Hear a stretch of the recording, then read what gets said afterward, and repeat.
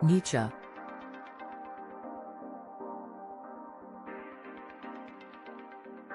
Everyone has one ability. Everyone has one ability. That one ability is only his own. Some people realize it early and make full use of it to succeed. Some people live without knowing one of their abilities, or what their nature is.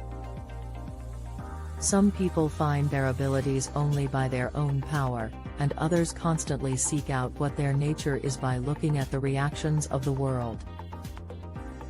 The obvious fact is that if you don't feel intimidated in any case and try hard and consistently, one day, you will surely realize one of your own abilities.